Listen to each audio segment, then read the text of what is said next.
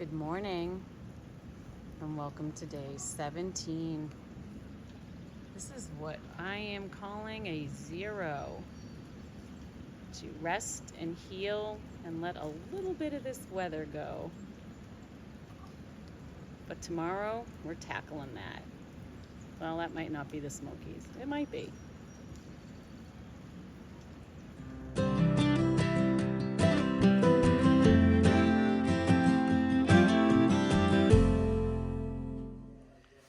Okay, so this is my room in Fontana Dam. You can see we're talking about resupply.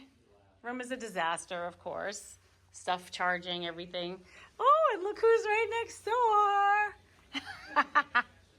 Oh, it's my hiking buddies. Peeper. Who are you? Yeah, their room looks like mine. Food out everywhere, gear out everywhere. It's good stuff. We're planning our next few days, so good stuff. Good stuff. Hey, so we're walking to get our laundry done. See, there's the crew behind me. Do you want to go that way or that way? That way? Okay. I don't know which way. Did I not just say this way? Oh, did you say this way? I'm sorry, I don't know.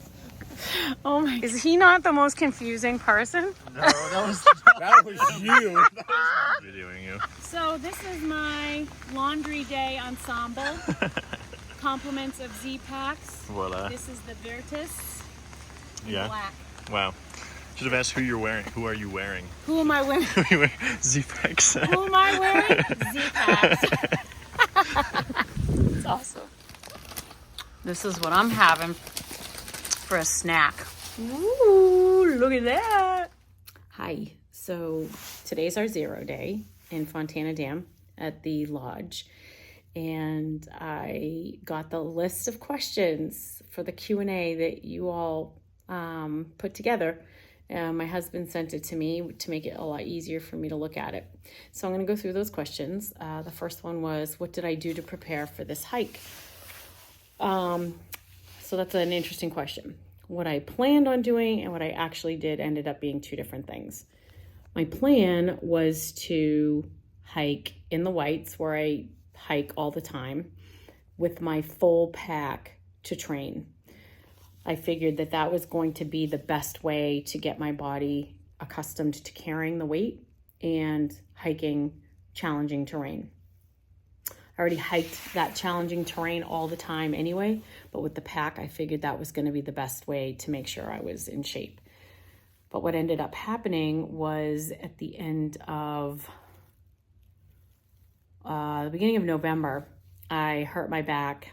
I was doing raking and I twisted it the wrong way, and it just really tweaked my back to the point where I could barely do anything.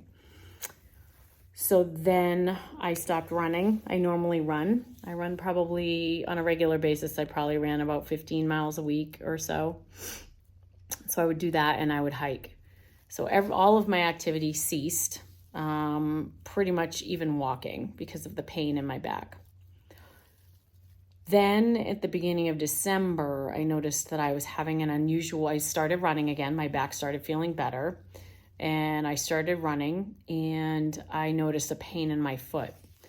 So rather than just let that go unattended, I ended up talking to my chiropractor, because I started going to a chiropractor, Dr. Fowler. She's amazing. And she suggested I get it looked at, and she was right. So I went to an orthopedist who specializes in feet and ankle injuries. And he said that I had a pre-stress fracture. He said the good thing was that I stopped running, but that he said, based on the fact that I wanted to start my AT hike in February, this was mid-December by now, he said I had to stop doing everything. And by mid-January, if I noticed an improvement, then I was going to be okay to probably stay off of it, but start in February. So that's what I did. It started to get better. So I went to see the chiropractor. I was seeing her 2 to 3 times a week starting in mid-December all the way up until the week before, the week I left to come here to Amicalola. Because I couldn't do the activities that I normally did or that I planned on doing, once my foot started to get better, I began walking around town, and I would walk. I started at like 3 miles, 4 miles, up to 5, 6, and all the way up to 10 miles. So I would walk around town for 10 miles in my hiking boots so that my feet were used to it and I was getting visibility to any issues as early on as possible. Now, it's not the same as through hiking in your boots, but at least it gave me some window into anything that could come up with my shoes. And there were a few things that did sort of little stuff. So I changed the way I was lacing them and things like that. So that was the activity I did. But the other thing I was doing was I did yoga every day for, I would say, 3 months prior to my hike. Because I couldn't do anything else. I needed to do something to keep my body strong and my muscles strong. So I was doing yoga, low impact. And then what I did was I would do like yoga by Adrienne. She's amazing. I would do her 30-day programs. I did 30-day move, and then I was doing 30-day center. But after I would finish with that daily yoga, I would then do about 20, 30 minutes of just core, because that was going to help strengthen my back. And I'm so glad that I did. I can't believe what a difference it's made. So it really depends on what works for you to prepare for a hike like this. My recommendation would still be to hike, because nothing builds you better for hiking than hiking with as much weight as you can. I mean, start off small and then gradually build up. But that's my opinion. If you're looking for my opinion, that's what it would be. But I would also say that adding in the yoga was a great compliment, and I would highly recommend that. Okay, the next question was, what am I using to roll out my muscles, and is it worth the wait? Yes, this is what I'm using. Now, the whole idea of recovery, I have to tell you, I got that's another piece of awesome advice I got from Early Riser. Again, you should check out his YouTube. Great tactical information. And what he recommended, he didn't necessarily recommend this, but he recommended finding a recovery program that would work for you. And that's what I did. And so what this roller does is it works out all my muscles at the end of the day. I use it on my neck and my shoulders. I use it on my legs from my ankles all the way up. I even use it on my feet. And although my knees are really hurting me right now, I believe that if I weren't using this roller, I probably would have some serious muscle or tendon issues. I was already having issues with my tendons, different tendons getting all tweaked out. I think it's an age thing. So obviously the older you are, the more you may need something like this. I got this on Amazon. I believe it's like 11.7 ounces or something like that. And absolutely worth the wait. Other people have even used it, so it's benefiting other people. Scout uses it sometimes to roll out his calves. Chief's used it maybe once or twice, and a couple other hikers have used it as well. I've seen a few people with things like this or the little cork balls. They're about this big, they weigh nothing, to roll out their feet. I think Renee, Couch to Trail, had one of those little balls, and she didn't have one this big. She didn't have a roller like this, but she did have a roller also. What I like about this is these little things, because they really work the knots. And when you get in there with those knots and you really put pressure on them and work them out, you're getting that blood flow, and it's really great. So again, great tip I got from Early Riser. I also take magnesium and turmeric at night to help naturally relax my muscles and help with my joints and my recovery. Next question, do I like my Hyperlite? So my pack, sure. I haven't had any issues. My shoulders have been bothering me, but I think that's maybe just me adjusting straps and weight distribution and things like that. I think I need to pack my pack a little bit differently. I think I need to put my food lower in my pack instead of up high, and that probably will help. But I've been happy with the pack. I think my only complaints would be the size and elasticity of the pockets. So What I mean by that is the side pockets on my pack. Hold on, I'll grab it. So the side pockets, I don't necessarily like how they're shaped, how they're kind of curved. I kind of wish they were a little bit higher and they didn't dip down quite so much. And the elasticity of this piece here, I think would be better. And the same with the back pocket, I feel the same way. I feel like the way that this is sort of designed doesn't really allow me to fully use the bottom of this pouch. And again, there's just a little bit more stretch in this piece would be better for me, just to fit all my stuff in there. The only other thing with the pack, I was talking to a couple guys at the laundry today who had the same pack as me. We all have the white. If I'd really thought about it and realized how nasty this thing was gonna get, I probably would have gone with the black, but then maybe I wouldn't have because the black material's a little heavier. But it's been good. I like the side pockets. These little things have been good. Overall, it's been good. I have no complaints. And one of the reasons I bought it was the lightweight aspect of it. The reason I bought this and not the Z packs was because I didn't like all the add-ons you had to do with hip belt and all this other stuff. It got too complicated for me. So again, personal choice, personal observations, personal experience, everybody's different. Another question was, how much weight am I carrying?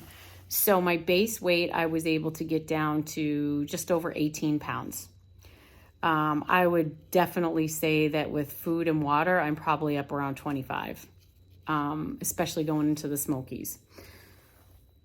It's heavier than I want my pack to be. And the reason it's 18 pounds base weight is because of the things I need for winter. If I were starting at the end of March or April, I would definitely not be having the amount of heavy clothing and gear that I have. For example, my sleep pad, or my quilt, or my sleepwear, or like all the extra, like, okay, would I need these waterproof Gore-Tex gloves? No. So there's definitely a lot of things that are adding quite a bit of weight to my pack that I am excited about dumping once I get a little bit further north and the weather is consistently warm. We've had a few warm days here, which is unusual. I think once we start to get into the Smokies and after these thunderstorms pass and everything goes by, I think we're going to get some probably closer to normal temps and 40s, 30s at night, and probably 40s and 50s maybe during the day. So that's about where I am with weight. I have a Z-Packs duplex tent. I mean, I went as ultralight as I could, given the time of year that I'm hiking. I did the Ghost Whisperer puffy coat because of the lightweight. I did ultralight on everything that I could, but not sacrificing the need to be able to stay warm. Another question was how many miles per hour? We're averaging about 2, which I'm pretty happy with. Sometimes it's a little less than 2, depending on the amount of climbing we're doing in a day. But what's different about this versus like when I hike at home, I'm going up a mountain and I'm coming down. What this is it's all day long, up, down, up, down, up, down. So you're really using all of the muscles in your body with that continuous up, down, up, down. It's in your lower body, I should say. Upper body is getting 0. So I would say we're averaging about 2 miles an hour, which I'm happy with given the fact that I'm lugging around 20 plus pounds on my back. That's probably close to what I average when I'm day hiking, is 2.5 miles an hour, depending on the terrain. But I'm hoping that we'll get trail legs and we'll get a little bit faster. And once we get a little faster, we can, hoof out more miles in the same amount of time. That'd make me happy. Another question, am I warm enough sleeping? Absolutely. My sleep system is great. I have the Z-Lite pad is on the bottom. As you can see, that's right there. I have the Thermarest Neo Air X-Therm. It's basically a cold weather sleep pad. Then I have my Catabactic Flex 15 quilt with a silk liner. What I wear on my body are smart wool socks. So they're hiking socks. So they're thick socks, but they're not ultra thick. I had an ultra thick pair of socks that I decided to swap out because of weight. Again, I weighed every single thing that went into my pack. Then I have a smart wool base layer bottom, a smart wool long sleeve base layer top. I have a neck buff, and then I have a wool hat, and I have the Z-Packs possum gloves, and that's my sleep system. And I am absolutely warm enough every night. Okay, the next question, have I changed any gear yet? No. My gear has been good. I feel pretty happy about the fact that I'm not dissatisfied with anything. The only thing that I've done is I did send my Apple Watch home. Really, for me, it was about just another thing to charge, another thing to deal with in my tent at night while I'm trying to get ready for bed, and it just was a pain. It didn't really provide any value that I needed. That's what it kind of came down to. Like, is this something I need? If I need it, what do I need it for? And I really couldn't quantify it, so I sent it home. Next question, is my tent or shelters better? I don't know. It depends. It really depends on the individual, I think. I like having a tent because I like having my own private space. And the reason for that is for changing, for stretching, for rolling, for editing my video at night if I want to. I like having that little quiet space. I also don't like the idea of mice around my stuff and my face while I'm sleeping. So that's a big deterrent for me. And germs, like, I think, maybe that's how I started to get a little sick, but that could have been something I caught in town at a restaurant too. So my personal preference is I would always rather pitch my tent. I do see the value in shelters. If it's a rainy night and if you get into camp late and you don't want to deal with setting up your tent, even though it doesn't take me a long time to set up my tent, it's still another thing you have to do that keeps you from cooking and going to sleep. So I'm sorry that that's not more definitive for you, but I hope that helps. How are my feet doing? My feet are actually doing pretty good. I had one blister the first week and I took care of that. Again, another thing I learned from Early Riser. You sterilize a needle and you put thread on it, and then you pierce your blister and leave the thread through so that the blister drains and it doesn't fill back up.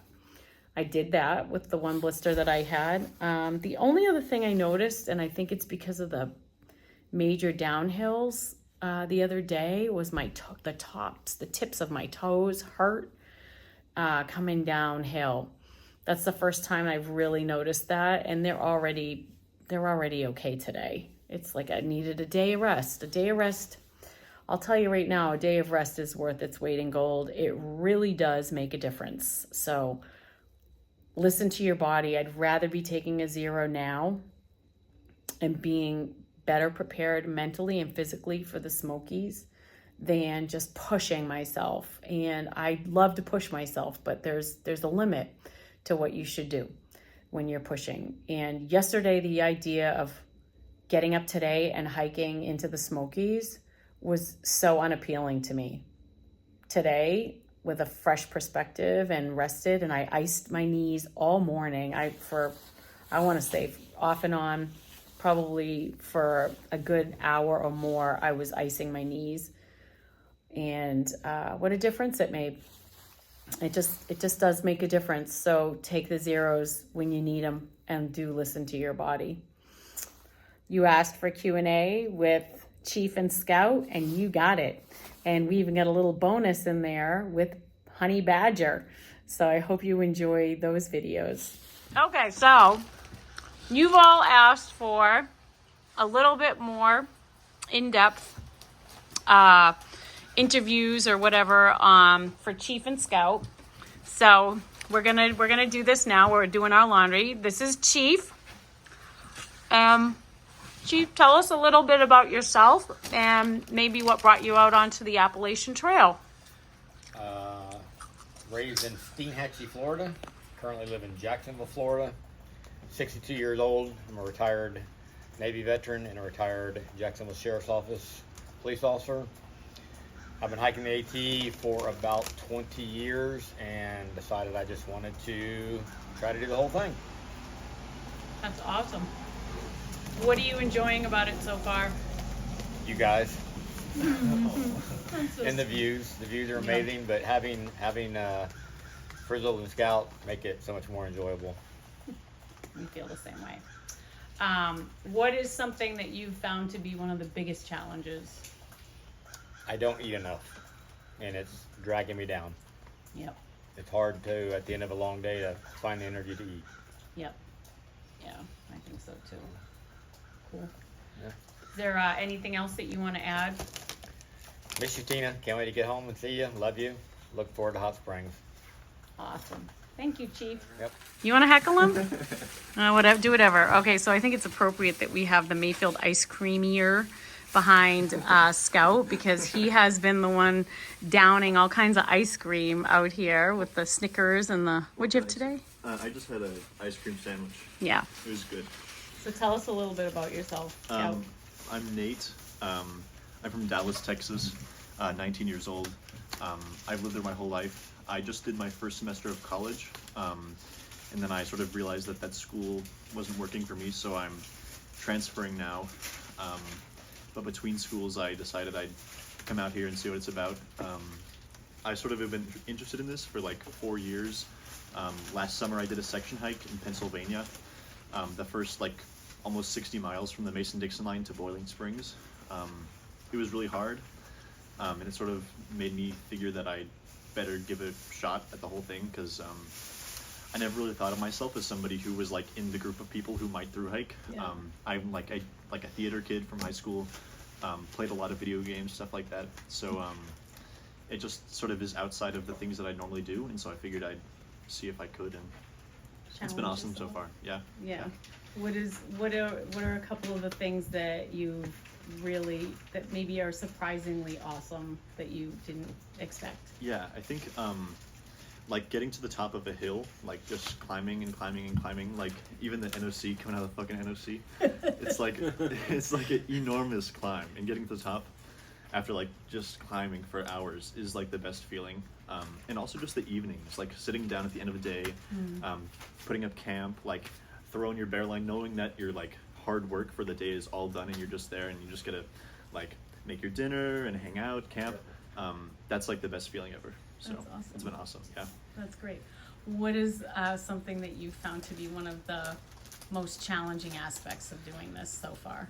A lot of times just getting moving in the morning, like the first couple of miles are Which always surprises me because always you're really like hard. so fast. I just try to get them out of the way because like I want to get moving because I don't like hanging out in camp because Yeah. I feel like I want to get to the end of the day where I get to hang out in camp. Yes. But the first couple of miles, my body's always hurting. Like my mind, I'm just not in the zone yet. But once you get there, then it's not so bad. It's usually just getting started in the morning that's pretty Yeah. hard. Yeah. Is there anything else you want to add? I don't know. You better say hi to your mom. Hi, Mom. I love you. Miss you. I can't wait to see you. Hopefully in Maine. Yeah. That's awesome. Well, thank you very much, Scout. All right, so we're here with Honey Badger. How's it going? And we met Honey Badger 2 days ago at the Brown Fork Shelter, and you were hammocking. I was hammocking, yes. Yes. Do you want to tell us about that evening? Well, that evening, stumbled upon this humble adobe, really just precious. It touched the core of my heart. I love these little shelters. They're so home-like, and it's a nice place to ground. So, took my time, enjoying the sun, and then he comes along, and he's like, we got 3 to 4 people, and I'm like, I'm out of here. But then, I got to know y'all, and it was really nice. It was a sweet interaction, hearing the different personalities, different tones, and just laying in that hammock, you know, like, yeah. It was a beautiful night too with the What can I moon say? and It's very leisurely, Yes. you know, after a hard work, after a Yeah. rough hike, yeah. it's really good. So So Just what brought you hammock. out to the ATs? what brought me to the AT, I mean, am I not like everyone else out here? I just want to believe in myself. I want to know my capabilities and how strong, you know, my body can be, and my mind, really, it's a mental thing out here. I mean, Yeah. a lot of people complain physically, but like if you're not mentally straightforward, then you'll have no direction. And It's true. yeah, so my goal every day is find that place to set up that hammock and, you know, reap what thou sow. Enjoy the fruit of your labors. Yeah, that's awesome. That's all I have to say. Tell us a little bit about you before you get on trail. Before I got Share a on little bit about trail, yourself. I am from Florida, so lazy river. You know, I love walking the beach, longboarding. It's very therapeutic. But at some point, it feels like you're going in circles and you're just going round and round and round. And I was like, I gotta head north because that'll give me some destination in my life. That'll give me a goal, so I won't be repeating the same habits over and over and over. And I get into a new lifestyle that is going forward and not backwards. Nice. So that is why Awesome. I made a change. Good for you. Well, that's awesome. Thank you very much. This next question's good. What has surprised me most thus far?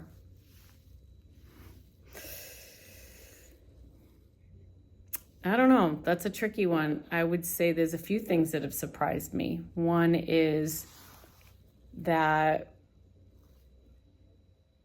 I still want to keep going. I would say how physically hard it is. Even though it doesn't sound like we're banking high miles. I know there's some people out there doing 20 plus miles a day, and hats off to you. All the power to you. I'm impressed. I'm blown away because I don't know how you do it. It's physically really hard. Like I said, going up and down, up and down, up and down all day. It's not like you're just climbing one mountain, which is what I'm used to when I'm hiking in the Whites, or maybe a few. Maybe I'll say maybe 2 or 3 peaks.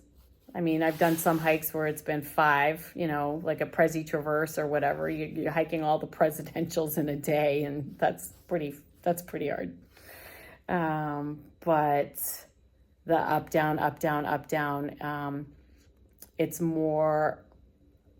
a lot of mental strength that you need to have to do that every day.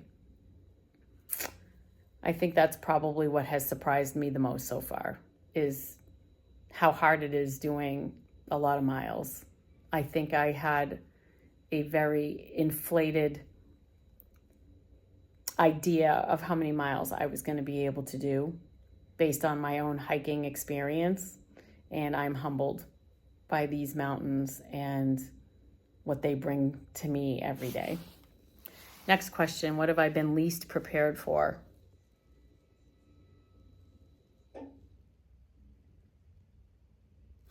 I don't know. I don't want to keep going back to this, but I guess it would be the constant ascents and descents in a day. I think that's probably, and how hard they are. I think that might be the biggest surprise to me. That's probably what I was not expecting and not prepared for.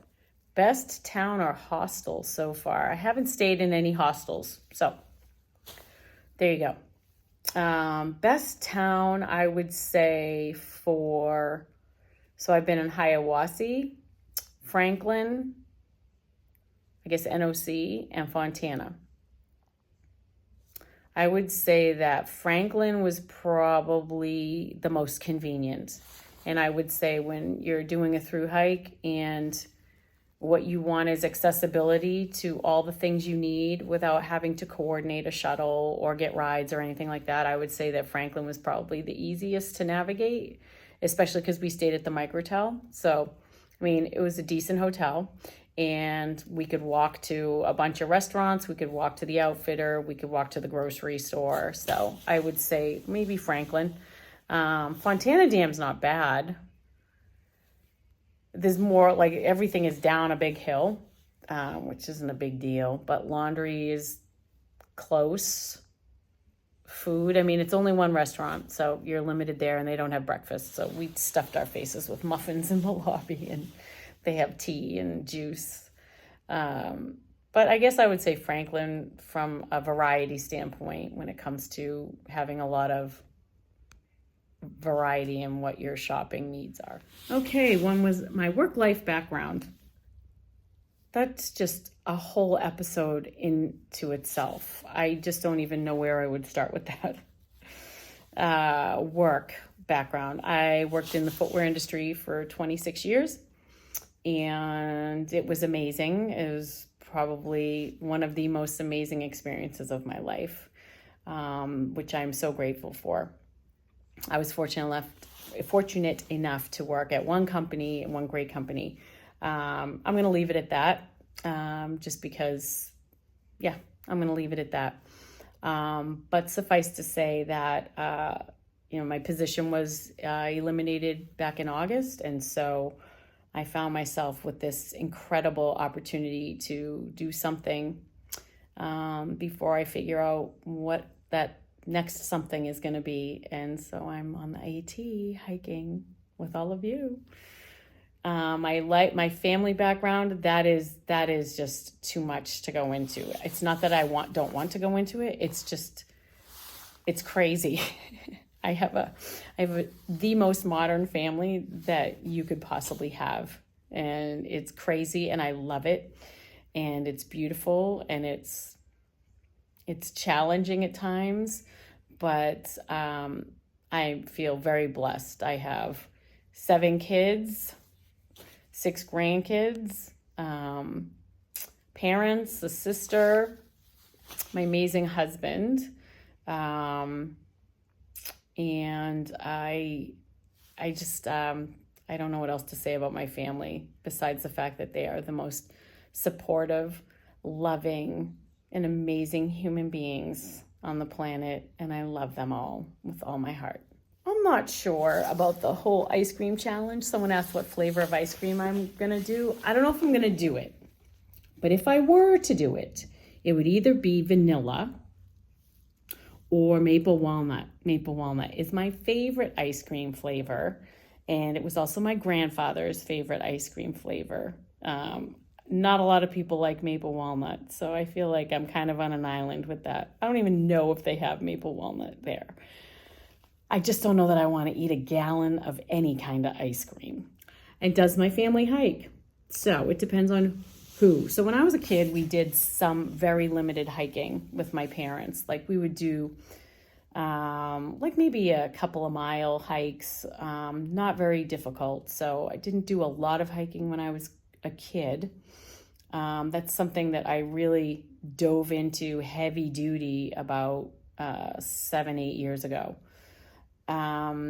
My grandson hikes. He loves to hike the 4,000 footers with me in New Hampshire. So we're working on his list. And my oldest daughter will hike sometimes also. She's done a few 4,000 footers as well. I think she'd probably hike more. I don't know what she's going to say about this, Erica. I think she'd probably hike more if life permitted. I mean, it's tough when you're working and raising kids and everything else. It's hard to, it's complicated. It's tough to get that stuff in. But I think she likes to hike, and I think she would hike more. We did Cannon Mountain on her 40th birthday this year, which was awesome. So my other daughter, I think she would probably hike a lot more too if it was easy. She's got, a big family and she's busy with all that. So I think she would probably hike more too. But my husband and I hike all the time. We've done all the New England 4,000 footers, and we completed the New England 100 highest last April. I think it was April. So we do a lot of hiking.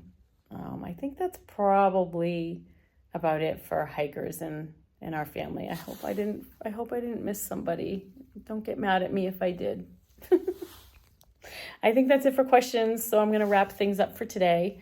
If you do end up having any other questions you want to throw at me, then we can pull them all together and maybe I'll do another little breakdown on another 0 day. I hope you're all having a wonderful week. And hey, I think today's Friday. Happy Friday. I'm a disaster. It's Thursday, so I'm a little early on the Happy Friday.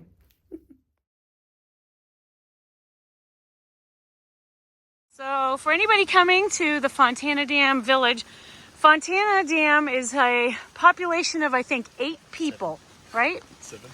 7 people. And this is pretty much the center of town, is this resort. And it's pretty big, actually. They have a restaurant, they have a store, post office, laundry, whatever you need. But you got to walk around to get to it, so just keep that in mind.